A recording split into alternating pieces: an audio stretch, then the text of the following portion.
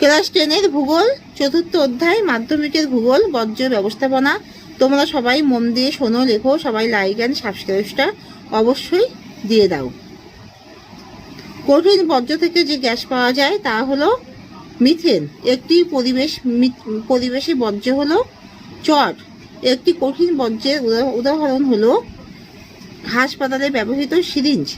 একটি তরল বর্জ্যের উদাহরণ হলো কীটনাশক মিশ্রিত জল। একটি গ্যাসীয় বর্জ্যের উদাহরণ হলো জীবাশ্ম জ্বালানি। হিরোশিমা নাগাসাকিতে নিক্ষিপ্ত বোমা বিষহীন বর্জ্যের উদাহরণ। ভাঙা মগ কি প্রকার? জৈব ভঙ্গুর। তেজস্ক্রিয় বর্জ্যের প্রধান উৎসস্থল হলো পারমাণবিক বিদ্যুৎ কেন্দ্র। বিষাক্ত বর্জ্য পদার্থকে এখানে বিষাক্ত বর্জ্য পদার্থ হলো হ্যাজার্ডাস ওয়েস্ট। খবরের কাগজ এক প্রকারের জৈব ভঙ্গুর। চিকিৎসা সংক্রান্ত বর্জ্যের মধ্যে উল্লেখযোগ্য হলো স্যালাইনের বোতল। বর্জ্য জল শোধনের প্রক্রিয়াকে ভাগ করা যায় 3টি স্তরে। বর্জ্য ব্যবস্থাপনা প্রক্রিয়ায় কটি স্তর দেখা যায়? 3টি।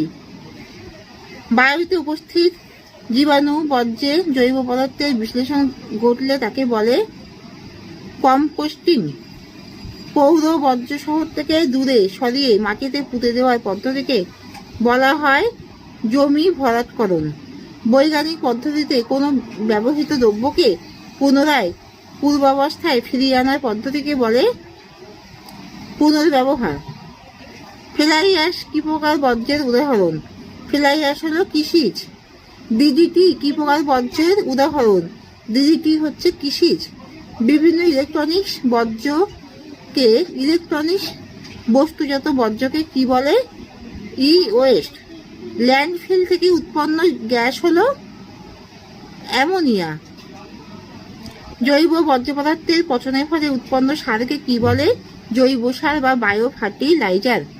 2টি তেজস্ক্রিয় বর্জ্যের উদাহরণ। 2টি তেজস্ক্রিয় বর্জ্য হলো রেডিয়াম 226 এবং কার্বন 14। 2টি লৌহ ইস্পাত শিল্পের নাম লেখো যেখান থেকে দূষিত গরম জল নির্গত হয় ব্লাস্ট ফার্নেসে ও তাপবিদ্যুৎ কেন্দ্র থেকে। জৈব ভঙ্গুর 2টি বর্জ্যের উদাহরণ দাও। শাকসবজি, খাবারের অবশিষ্টাংশ। জৈব অভঙ্গুর 2টি বর্জ্যের উদাহরণ হলো প্লাস্টিক আর কাঁচ। কাগজ শিল্প থেকে কি বর্জ্য নির্গত হয়? কাগজ শিল্প থেকে সেলুলোজ উৎপন্ন হয়। 2টি বিষাক্ত